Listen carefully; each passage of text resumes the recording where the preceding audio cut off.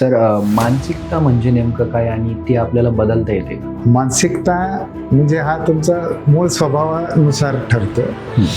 त्याला दोन जोडी येतात, एक संस्कृती आणि एक परंपरा. आता या धावपळी जगामध्ये लोकांना जॉब स्ट्रेस पण खूप असतो हो आणि मेंटल स्ट्रेस पण हो. त्याच्यामुळे नेमकं हे जॉब स्ट्रेस आणि मेंटल स्ट्रेसमध्ये नेमका फरक काय आहे? जॉब स्ट्रेस म्हणजे वरून आलेलं, म्हणजे बॉस कडून, म्हणजे स्ट्रेस एवढं काम करायचं आहे, हे झालंच पाहिजे, टार्गेटेड. सर जर एखादी व्यक्ती सध्या स्थितीमध्ये स्ट्रेसमध्ये आहे, खूप तणावात आहे, तर तुम्ही त्यांना सध्या एका वाक्यात काय सल्ला द्याल? Just wait and watch.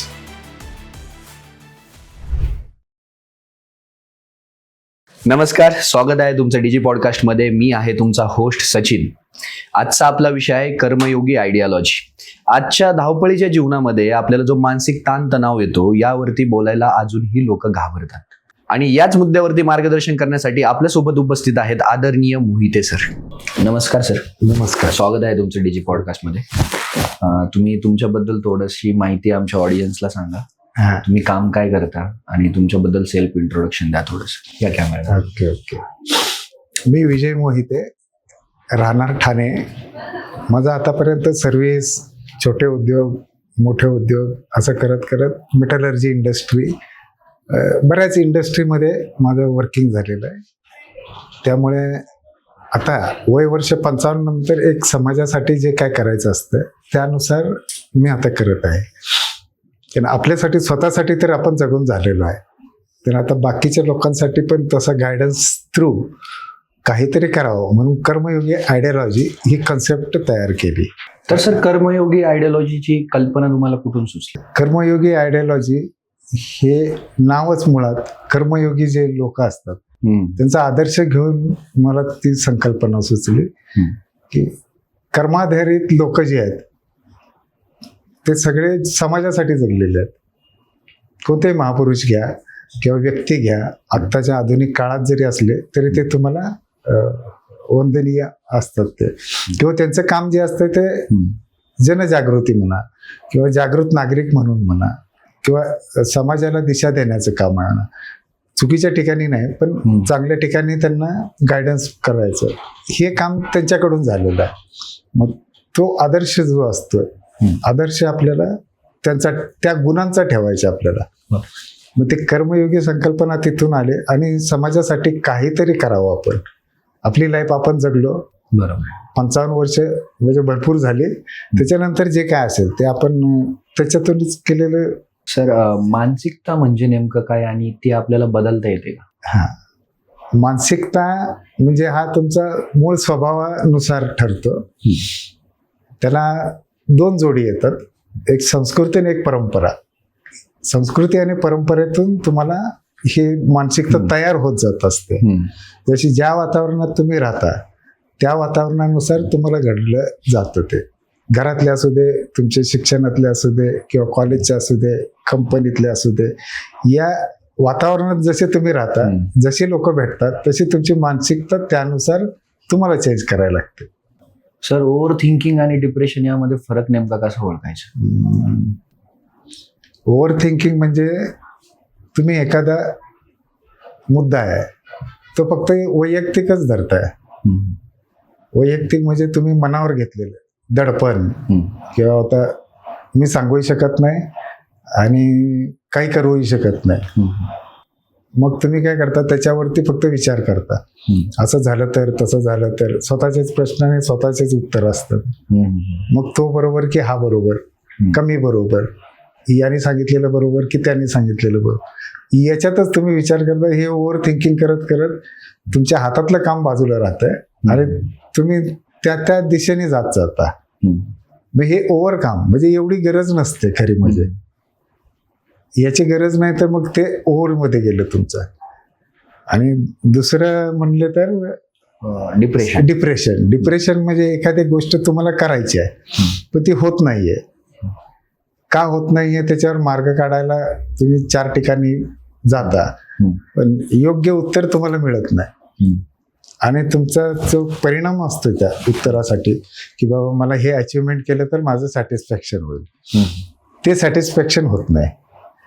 त्यामुळे तुम्हाला का होत नाही करत ते तुम्ही एकलकोंडे मध्ये जाता किंवा सतत तोच विचार करता की माझं हे काम होत नाही किंवा ते काम होत नाही आणि याच्याकडे अपेक्षा केलेल्या तर त्याच्याकडून अपेक्षा पूर्ण होत नाहीत.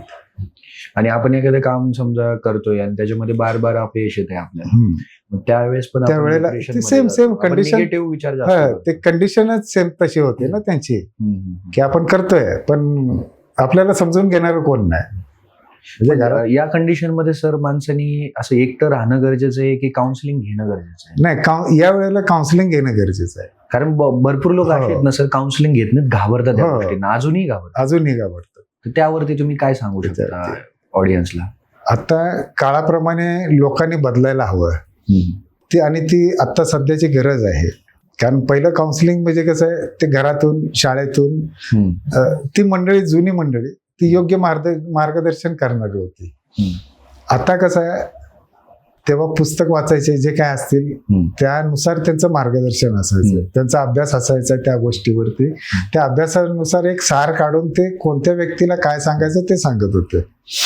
आता तो वाचन हा प्रकार खूपच कमी झालाय मोबाईलच्या युगात. त्यांना आता प्रत्येक रील म्हणजे सत्य वाटायला लागतं. एखादी समजा आता भगवद्गीता घेतली तर 50 एक तरी रील बनवणारे आहेत. प्रत्येक जण प्रत्येकाच्या आयडियोलॉजी प्रमाणे रील बनवतो. तर तुम्ही तीच आयडियोलॉजी कुठली धरायची, मग 50 ठिकाणी तुमचं विचार डायव्हर्ट होतात. बरोबर आहे. त्यामुळे नक्की उत्तर काय हा संभ्रम पडत जातो की हे गोष्ट बरोबर आहे का, हे बरोबर आहे का, हे बरोबर आहे का, मग कन्फ्युजन मध्ये जातो तो माणूस. त्यासाठी काउन्सिलर कोणताही जो तुमच्या आसपास आहे, ओळखीचा असेल, माहितीचा असेल आणि तो योग्य करतोय आणि ते तुम्हाला समजतच असतं की नाही हा करेक्ट सांगणार आहे, तुम्ही त्याच्याकडे जा, मुद्दा मांडा, आपल्या मुद्द्याला काय म्हणायचं आहे किंवा जे काय स्पष्टता आहे ते तिथं व्यक्त करा. मग तुम्हाला योग्य मार्गदर्शन त्यांच्या अनुभवानुसार तुम्हाला करतील.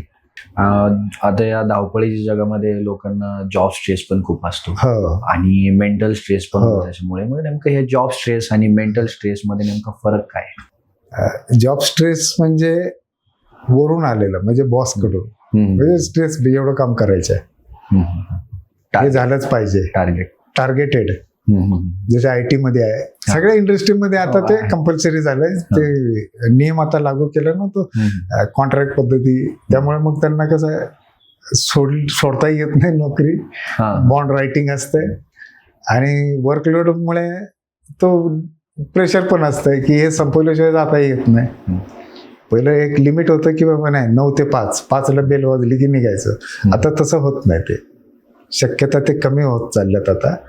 बऱ्याच कंपन्यांनी ते अवॉइड केले की 5ला जाणं ठीक आहे, पण ते एक वर्ग जाऊ शकतो, पण दुसऱ्या वर्गाचे जे लोक आहेत ज्यांना प्रेशर असते वर्कलोडचं, ते निघता येत नाही. कारण त्याच्या परत अॅन्युअल रिपोर्टवरती त्याचा फरक पडतो.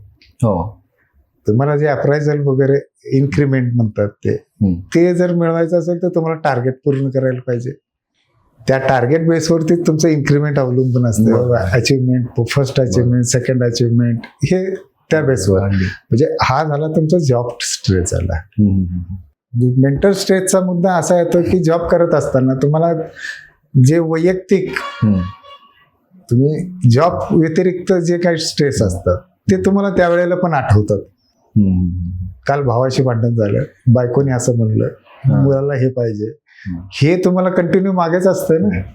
संध्याकाळी आल्यानंतर किंवा ह्या महिन्यात आपल्याला हे घ्यायचं आहे, इथं कमिटमेंट दिली आहे, ह्या ठिकाणी हे करायचं आहे. म्हणजे हा जो आहे ना, एक तर वर्कलोडचं प्रेशर येतं, तो भाग वेगळाच आला, आणि हा आहे तो त्याचा वैयक्तिक आला, त्यामुळे तो स्ट्रेस वाढत जातो. आणि जॉब मध्ये असंही होतं ना सर, जॉबचं आता समजा तिकडे प्रेशर आहे, टार्गेटचं प्रेशर, जॉब सोडता येत नाही. जॉब सोडला तर घरच्यांचं पण टेन्शन येतं, फ्युचरचं काय होणार, फ्युचरचं काय होणार, घरचे ओरडतील, प्रत्येकाला तेच. मग याच्यामधून माणसाने कसं सावरलं पाहिजे, काय वाटतं? त्यांना टार्गेट बेस जे काम दिलेलं आहे तर त्यांनी त्याच्यावर फोकस करून ते कम्प्लीट करावं. त्याचं स्किल जे आहे, प्रत्येक याचं टार्गेट देतात म्हणजे तुमचं स्किल वाढवण्यासाठीच देत आहे कोणतीही कंपनी. आता एखाद्या ह्याच्यात तुम्हाला एक दिलेलं टार्गेट आहे की 10चं टार्गेट आहे, पण तुम्ही 12 करावं अपेक्षा असते. नॅचरली तुमचं स्किल वाढतंय. त्यामुळे आपल्या अंगामध्ये ते स्किल डेव्हलपमेंट तयार करा. त्याच्यावरती काय करायला लागेल, तुम्ही ज्या कंपनीत असाल त्याच्यावरती अभ्यास करून तुम्ही ते वाढवा. म्हणजे फोकस तुमचं त्या कामावरती ठेवा, म्हणजे तुमचं टार्गेट कम्प्लीट होत राहील. नातेसंबंधामध्ये जो तणाव येतो तो अपेक्षेमुळे होतो की संवाद अभावामुळे येतो? काय वाटतं तुम्हाला? नातेसंबंधातला जो तणाव आहे हा प्रत्येकाने आपापल्या बेसवरती घेतलेला असतोय. कोणी असलं ना तरी ते आपापल्या बेसनी होत असते. ते म्हणजे मुद्दामून काही लोक करत नाहीत, पण घडत असते ते. त्यामुळे मग त्यांना वाटतं की नाही असं आहे, पण ऍक्च्युली दोन्ही ठिकाणी बरोबर आहेत. ते बरोबर म्हणजे अपेक्षा आणि संवाद हे दोन्हीची गरज आहे. अपेक्षा ह्या काही लोक म्हणजे घरातले क्लोजवाले आहेत ते अपेक्षा ठेवतात, आणि संवाद हा न बोलल्यामुळे होतो. तो संवाद टाळतात लोक आजकाल, की मी कसा बोलू, काय बोलू. आता मी शिक्षित जरी असलं तरी मी मेसेज टाकत नाही, इग्नोर करतो आपण त्या गोष्टींना, की नाही बाबा जाऊ दे. तुम्ही काही टाका, तुम्ही काही टाकलं तुम्ही बघणार फक्त रिप्लाय, त्याच्यावर काय नाही देणार. हे पर्सनली जरी असलं तरी असं सांगत नाही की 10 जणांच्या याच्यामध्ये टाका किंवा कोणत्या मीडियम थ्रू करा, व्हॉट्सअप, फेसबुक, त्याच्यावरती रिप्लाय नाही दिला हरकत नसतं. पण तुम्ही पर्सनलाइज तुम्ही एकमेकांना ओळखत असता, मग त्याच्यावरती तुम्हाला टाकायला काहीच हरकत नसते. त्यामुळे तुम्हाला संवादाची गरज आहे, कारण कोणी अंतर्ज्ञानी माणूस नाही, बरोबर, ना विचारणारा ना अपेक्षा ठेवणारा. दोघांना पण माहित नसतं की त्याच्या मनात काय चाललंय. मग ते त्याच्यासाठी तुम्हाला बोलणं जरुरी आहे. थोडा बोलाचाली वाढतील, वादविवाद होतील, पण निष्पन्न होईल की येस ऑर नो. हे टाळण्यासाठी लोक एकमेकांच्या मनामध्ये का म्हणजे, आणि संवादाचं बंद असेल तर संवाद बंद असल्यामुळे भरपूर प्रॉब्लेम होतो, कारण गैरसमज वाढतात. हो, सगळ्यात महत्वाचं म्हणजे गैरसमज वाढतात, आणि ते बोलूनच क्लिअर होतात ना. ते बोलल्याशिवाय ते क्लिअर होणारच नाही. बरोबर. तुम्हाला काय वाटतं सर, अपेक्षा ठेवणं हे कितपत योग्य वाटतं तुम्हाला? नाही, अपेक्षा ठेवणं चांगली गोष्ट आहे. की आता एखादा कर्ता पुरुष आहे, त्याच्याकडून अपेक्षा तुम्ही बाळगता. घरातले जसे आपले आई वडील आहेत, आपण मुलं असली तर बाबा हा पप्पांनी हे करावं, आईने हे करावं, म्हणजे हे सगळं आहे. तर त्या अपेक्षा मुलांच्या हिशोबाने ठीक आहेत. घरात नवरा बायको असतील तर नवरा बायकोंचं ते आहेत, बाबा ती घरी असेल तर त्या अपेक्षा ठेवणे, म्हणजे हे सेकंड स्टेजला आलं. नवरा बायको असतील तर बाबा हा बायकोनी हाऊसवाईफ असेल तर तेव्हा तुमच्याकडून ही अपेक्षा आहे, आणि त्याची पण अपेक्षा असते ती त्याची असते. त्यामुळे त्या दोघांच्या अपेक्षा आहेत त्या तुम्ही बोलून बाबा हा असं आहे असं आहे, हे डिस्कशन विदाउट डिस्कशन कम्प्लीट नाही होत. त्यामुळे संवाद पण तिथे गरजेचा आला. अपेक्षा पूर्ण तेव्हाच होतील जेव्हा तुमचा संवाद होईल, तोपर्यंत होणार नाही. बरोबर, कारण नवऱ्याला समजणार नाही बायकोला काय पाहिजे बोलल्याशिवाय, आणि बायकोने काय पाहिजे ते बायकोने बोलल्याशिवाय ते त्याला समजणार नाही. बरोबर. त्यामुळे पॅरलली तुम्ही दोन्ही इक्वेशन सांभाळले तर सगळे नातेसंबंध मला वाटतं ओके राहतील. बरोबर, म्हणजे गैरसमज होणार नाहीत की कोणामुळे काय झालं. आणि त्रयस्थ माणसाबरोबर जी जुनी पद्धत होती परंपरेसारखी, तर ती जी बोलतो ना त्यांनी सांगितलं, यांनी सांगितलं किंवा बाहेरून ऐकलं, मग ह्या सगळ्या अधांतरी गोष्टी आहेत. बरोबर, अधांतरी गोष्टीवर तुम्ही वादच निर्माण करणार. कारण मी जरी तुम्हाला काय सांगितलं की मला अमक्या अमक्या माणसाने हे सांगितलं, तर तुम्हाला माहित नाही ना तो अमका माणूस म्हणजे कोण आहे. बरोबर आहे. मी मनातलं सांगतोय की ऍक्च्युली कोण बोललंय ते तुम्हाला माहित नाही. बरोबर, मग एक गैरसमज निर्माण करण्यासाठी पण होतंय.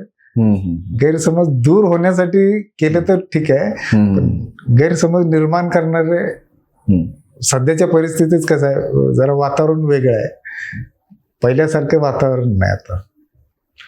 सर, आता आपण नातेसंबंधाबद्दल बोललो, त्याच्यामधले स्ट्रेस, ताण तणाव, गैरसमजाच्या बद्दल बोललो. त्याच्यानंतर नोकरी जो करतो, नोकरदार वर्ग, त्यांना कसं जॉबचा स्ट्रेस येतो, टार्गेटचा स्ट्रेस, फॅमिली स्ट्रेस, या सर्व गोष्टींबद्दल बोललो आपण.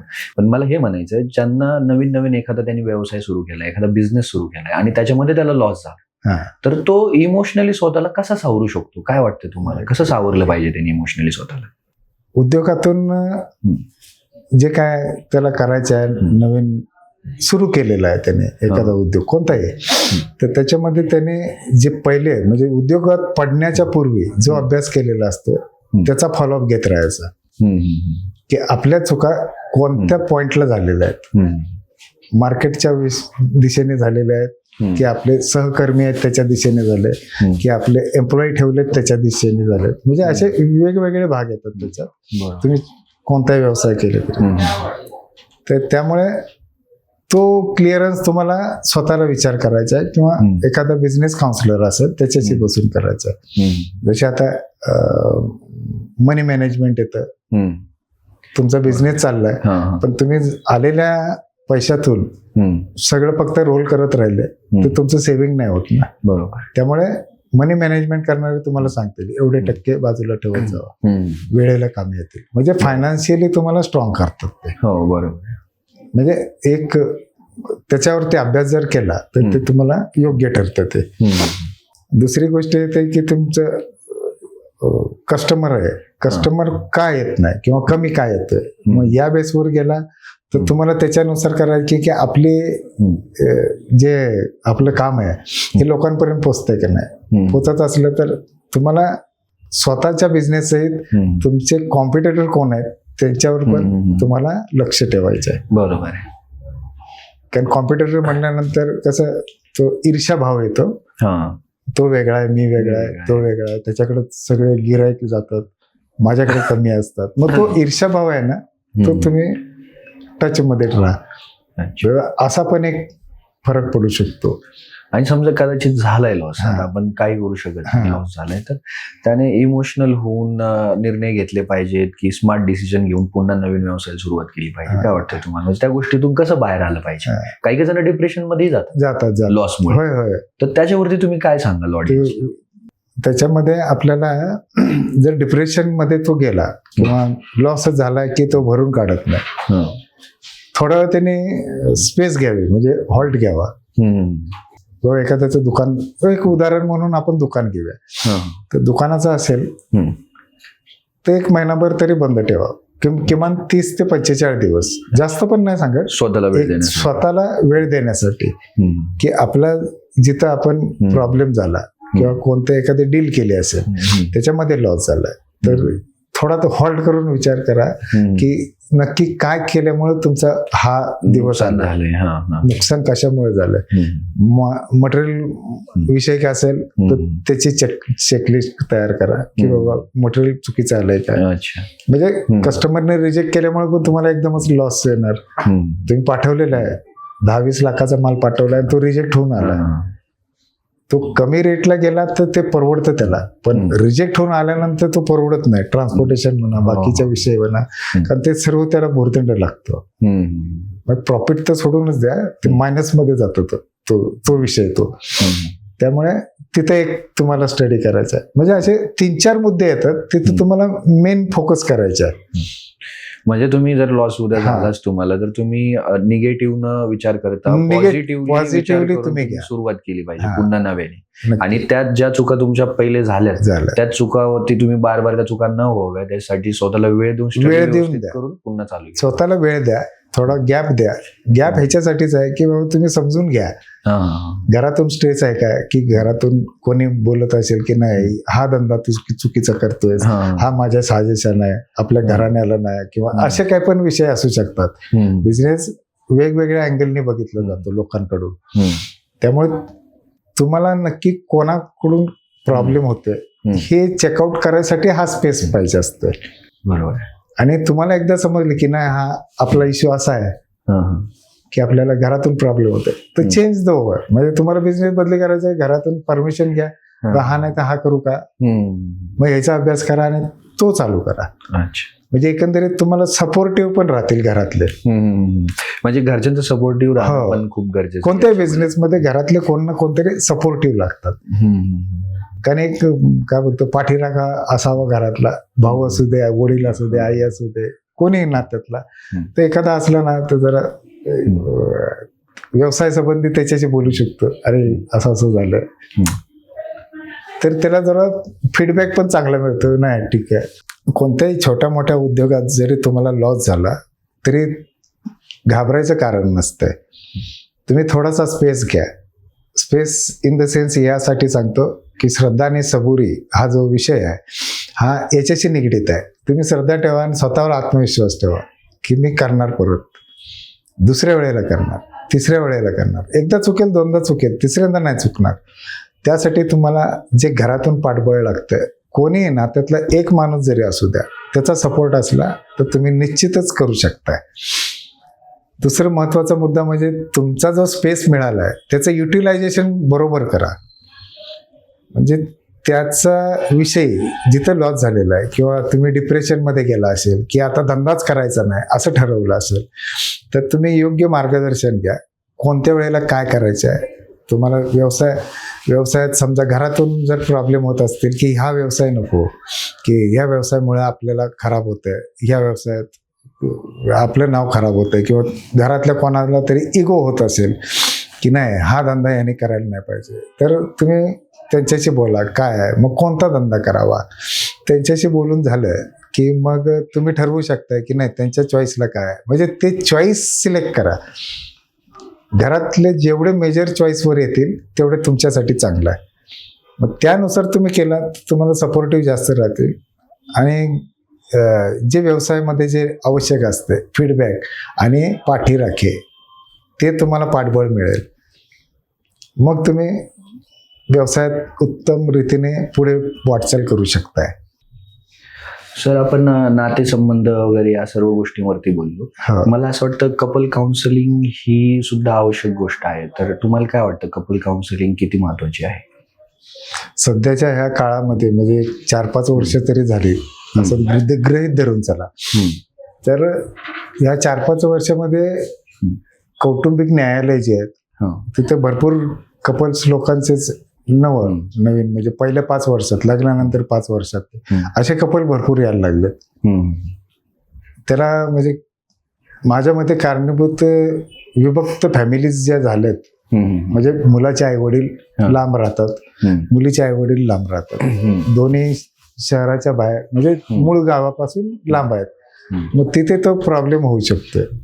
आणि मेंटॅलिटी आपापल्या दोघं पण कमावते आहेत, ती त्यांच्या परीने, मुलगी मुलीच्या परीने कमावते ते त्याच्याप्रमाणे, पण दोघांना पण जो ऑफिशियली स्ट्रेस असतं, मग अपेक्षा ज्या घरात पूर्ण होत नाही त्या, म्हणजे बाबा तू हे करायचं, मी हे करायचं, मी जेवण बनवायचं, इथनं चालू होतं ते. कारण बेसिक गोष्टीपासून, बरोबर आहे, तू बूट बाहेर का काढलेस, हात काढायचेस, मग रात्री ठेवायला काय झालं, इथनं चालू होतं. छोट्या छोट्या गोष्टीमध्ये असं आहे, तू टेबलवरतीच का जेवला, किचन मध्ये जेवायचंच ना, म्हणजे ह्या गोष्टी ज्या आहेत हे एकदम मायनर आहेत. ते अंडरस्टँडिंग जर केलं तर दोघांना पण ते चांगलं असतं. पण तशी मानसिकता त्यांची नसते, कारण दोघं आपापल्या स्ट्रेसमधून बाहेर यायचं बघत असतात. ऑफिस प्रेशर आणि दुसऱ्या ह्या घरी आल्यानंतर बाबा मला पण रेस्ट पाहिजे. नॅचरली जे बॉडीला लागतं तसं स्ट्रेस रिलीफ करायला एक शांतता किंवा रिलॅक्सेशन ते नसल्यामुळे मग ते होते कायम बिझी. मग कायम बिझी असलेल्या लोकांना मग सोल्युशन मिळत नाही. त्यांना वाटतं नसले तरी ते कायम बिझी आहेत म्हणून ते काम करत राहतात, की मला दाखवायचं आहे की मी बिझी आहे, याचं झालं की याचं झालं की याचं. आणि या मोबाईल संस्कृतीमुळे काय झालंय, ते कायम तुमचे हेडफोन कानात असतात आणि कामं चालू असतात. तर दोघं ऑफिसवरून जेव्हा येतात आपापल्या कामातून, त्यावेळेला दोघांचा जो स्ट्रेस असतो की आल्यानंतर मला हे करायचं, लेडीज असेल तर ती पहिले विचार करते मी हे करायचं ते करायचं जे काय असतील तिच्याविषयी. जेंट्स असलं तर ते त्याच्या अपेक्षा काय काय करायचं हे ठरवून आलेलं असतं. त्याचे प्लॅनिंग वेगळे असतात, तिचे वेगळे असतात. पण हे जेव्हा मॅच होत नाही तेव्हा मग प्रॉब्लेम व्हायला चालू होतात. स्वतःचे जे ठरवलेले प्रोग्राम आहेत ते होत नाहीत. अंडरस्टँडिंग कारण तिचे प्रॉब्लेम आणि तिला काय करायचं हे तिला माहित असतंय, आणि त्याचे प्रॉब्लेम त्याला काय करायचं हे त्याला माहित असतं. पण हे डिस्कशन जेव्हा होत नाही तेव्हा मग तू हे कर, मी आता बाहेर चाललोय, तिचे जे काम असतात मग इथे ते बाधा होते. हा बाहेर गेला तर ह्याला ही 2 कामं सांगायची होती, मग तो करू शकत नाही कारण त्याच्या प्लॅनिंग मध्ये ते नसतंय. बरोबर. हा तुम्ही 2 जण या, वा हे करायचं आहे, ठीक आहे आज मी बाहेर जाणार आहे, हे समक्ष बोला की मला मैत्रिणीकडे आहे, त्यांचा प्रोग्राम आहे. आल्यानंतर लगेच बोलू नका, 1 तासभर घ्या, तासानंतर तुम्ही ठरवा. त्या 1 तासामध्ये तुम्ही डिस्कस करा की माझा हा प्रोग्राम आहे, संध्याकाळी आता 7 वाजले, 7 नंतर हा एक बारशाला जायचं म्हणा, छोटं तर ते तुम्ही सांगून ठेवा. जेवण त्यांच्याकडे आहे की तुमच्याकडे आहे की बाहेरून मागवणार आहे, हे सर्व डिस्कस करा. हे छोट्या गोष्टी आहेत, पण ह्या पण मॅटर करतात. कॉम्प्लिकेटेड होऊ शकतात. आणि काही मुलींचं असंही असतं सर, म्हणजे सर्वांचंच नाही बोलत पण काहींचा मुद्दा असा असतो की नाही बाबा लग्नानंतर मला तुमच्या आई वडिलांसोबत नाही राहायचं, आपण आपलं एकटं राहूया. त्याच्यावरूनही खूप वाद होतात. मुलांचं पण असं असतं की नाही बाबा मी माझ्या आई वडिलांना नाही सोडणार. मुलींचं म्हणणं असतं की मी माझ्या आई वडिलांना सोडून येते, मग तू का नाही सोडू शकत त्यांच्यासाठी? तुम्हाला काय वाटतं याच्यावर? मुलीच्या ज्या अपेक्षा असतात तेवढ्याच मुलाच्या पण अपेक्षा ज्या असतात, त्याला कुटुंब चालवायचं असतं, मुलीला फक्त घर चालवायचं आहे. हा जो फरक आहे तिथं मॅच करत नाही, हा मुद्दा. कारण त्याला त्याच्या आई वडिलांना पण बघायचं असतं. ज्याने समजा 25व्या वर्षी त्याचं लग्न झालंय, तर ते 25 वर्ष ज्यांनी त्याच्यासाठी केले त्यांना बघायचं असतं. लहान मुलं आणि घरामध्ये मुलगी आता इकडे आलेली असेल तर तिला कसं आहे, आपला नवरा, आपलं घर जे काय आहे नातेसंबंधातले, तर त्याचे नातेसंबंध पहिले जपायचे असतात. तेच जर जपायचे नाहीत असा अर्थ जर घेतला तर मग लग्नाला अर्थ राहत नाही. आता मुलीचे आई वडील असतील, तिचे भाऊ असतील, त्यांच्यावर पण तोच प्रसंग येणार. जसं त्या मुलीने सांगितलं की असं असं आहे, पण तिच्या भावाला पण हेच लागू होते ना नंतर. बरोबर आहे. मग तिला हे दुःख होता कामा नये की माझ्या आई वडिलांना भावाची बायको बघत नाही. बरोबर आहे. मग हे जे सर्कल आहे की तुम्ही जसे वागाल तसे तिकडं रिॲक्शन होते. असं कोण मुद्दाम सांगायला जात नाही तू हे कर ते कर ते कर, ते तुमचं कर्म घडवतं तुम्हाला. बरोबर आहे. इकडे हा प्रॉब्लेम झाला की तिकडे तो होईल, तो लगेचच्या लगेच होईलच असं नाही का, पण वेळेनुसार ती वेळ तुमच्यावर येणार नंतर. तो मुद्दा मुलींनी तरी धरू नये की वेगळं राहिलं तर ते आई वडिलांना नको. त्यांनी ज्यांच्या बरोबर काढले भाऊ बहीण त्याचे नातेसंबंध, त्यांना महत्व द्या. आणि मुलांनी पण हे बघायचं की आपले सासू सासरे म्हणजे मुलीचे आई वडील, त्यांना पण त्रास होईल असं कुठलीही गोष्ट करू नये की त्यांना असं वाटू नये की यांच्याकडे लग्न केलं म्हणून माझ्या मुलीचं खराबी झाली. ते दोघंही आदरणीय आहेत, दोघांचे आई वडील. तिच्यासाठी ते रिस्पेक्टिव्ह आहेत, याच्यासाठी ही रिस्पेक्टिव्ह आहेत. त्यामुळे दोघांचा रिस्पेक्ट म्हणजे इकडचे 2 आई वडील, ते दोघांचाही रिस्पेक्ट ठेवणं गरजेचं आहे. बरोबर. आणि ही दोघांची जबाबदारी आहे. असं नाही की मुलगी आहे म्हणून तिनेच तेवढं आपल्या आई वडिलांचं करायचं आणि ह्याच्या नाही करायचं, किंवा यांनी फक्त आपल्या आई वडिलांचं बघायचं, तिच्या आई वडिलांचं नाही बघायचं. असं तुम्हाला 4 बघायचे, म्हणजे एक विठ्ठल रुक्मिणी इकडे आहे, एक विठ्ठल रुक्मिणी तिकडे आहे. बरोबर. हे दोन्ही जर पॅरलली गेले तुम्हाला त्रास होणार नाही. आणि नातेसंबंधात सर्वात महत्वाचं म्हणजे मीपणा नसावा. आपण सगळे आहोत. मी एकटा कोणी नाही, नवरा असो किंवा बायको असू दे. मला त्याचा एवढा काही अनुभव नाही, पण आपण बघतो बऱ्याच वेळेला तसाच आठवे दिसतो समोर. ह्या मीपणामध्ये बरेच गुरफटलेले आहे. हो, मी सांगतो करतो, म्हणजे मी सांगतो ते कर पहिलं, मग तर दुसऱ्याला महत्व म्हणजे नगण्य समजत जातो. तुमचं कॉन्ट्रीब्युशन भले 100% पैकी 70% असेल मुलाचं, मुलीचं 30%, पण आहे ना ते 100% पूर्ण करण्यासाठी 30% पण महत्वाचे ठरतात. त्यामुळे मग ते आवश्यक आहे की मीपणा नसावा. आम्ही मध्ये जेवढी ताकद आहे, कोणी नवरा बायको असू दे, मित्र असू दे किंवा भाऊ असू दे, त्याच्यामध्ये मीपणा जर आला तर मीपणामध्ये मोठे गेलेले आहेत. आणि तो मीपणाचा अहंकार आपोआप येतो, तुमच्यात आणावा लागत नाही. तो कालांतराने तुम्हाला राईचा पहाड होतो ना, तसा तो वाढत जातो आणि मग एक दिवस दुर्गती होते. म्हणजे त्यावेळेला तुम्ही म्हणणार याच्यामुळे झालं, त्याच्यामुळे. ते तुम्ही बोलत नाही, तुमचा अहंकार बोलत असतो की याच्यामुळे झालं. आणि त्याच गोष्टीमुळे आपल्या जवळचे चांगले आणि सगळे मित्र सर्कल जे आहे तिथे गडबड होते ना सगळे. मग त्याला मग उपाय नाही, कारण तुम्ही केलेलंच तुमच्या हातात आलंय. असं नाही होऊ शकत ना की मी आंब्याचं झाड लावलंय आणि याला दुसरे करवंद कशी काय लागली, किंवा हे असं लागू शकत नाही. तुम्ही जे पेराल तेच उगवते. ते त्या काळात पण लागू आहे, या काळात पण लागू आहे. तुम्ही करतात तेच तुम्हाला रिटर्न मिळणार आहे, आज नाही पण उद्या नक्कीच. हो.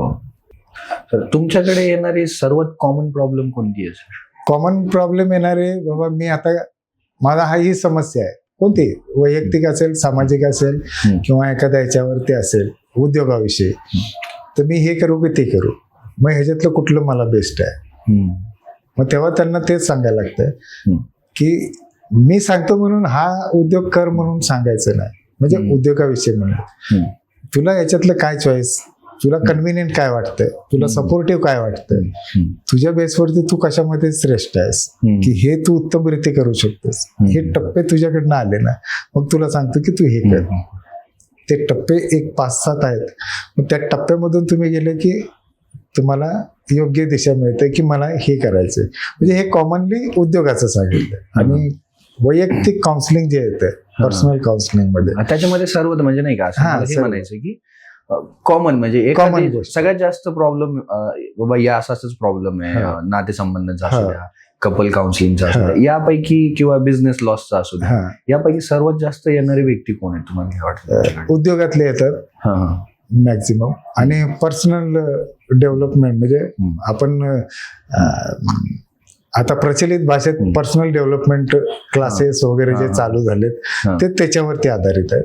तर पर्सनल वैयक्तिक प्रॉब्लेम असणारे बरेच येतात की असा प्रॉब्लेम आहे, तर याच्यामध्ये काय गाईड करू शकता.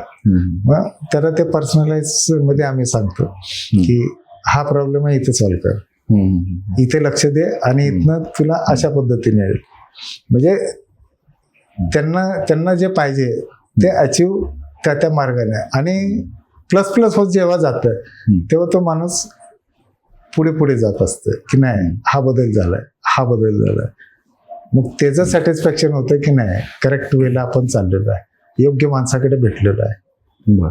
असं ठिकाणी एकच असावं असं नाही, कोणत्याही ठिकाणी जा, तुम्हाला जेव्हा वाटतं की नाही हा काउन्सिलर करेक्ट लाईननी चाललेला आहे, तिथे तुम्ही नक्की करा. कॉमन विषय तिथे येत होतो. म्हणजे सर, जर एखादी व्यक्ती सद्य स्थितीमध्ये स्ट्रेसमध्ये आहे, खूप तणावात आहे, तर तुम्ही त्यांना सध्या एका वाक्यात काय सल्ला द्याल? Keep hopes, just wait and watch. Hope सोडू नका. मेन मुद्दा तुमचा जिथं अडकलाय, वॉच करा जरा. आणि आशा सोडू नका, का जे होणार आहे ते चांगल्यासाठी होणार आहे. थोडा त्रास होईल पण चांगलंच घडेल. त्यामुळे निराश व्हायचं नाही, थोडं शांत राहा. Thank you so much sir. नमस्कार. आणि जर तुम्हालाही देखील असं मानसिक ताणतणाव असेल किंवा तुम्हाला असं वाटतंय की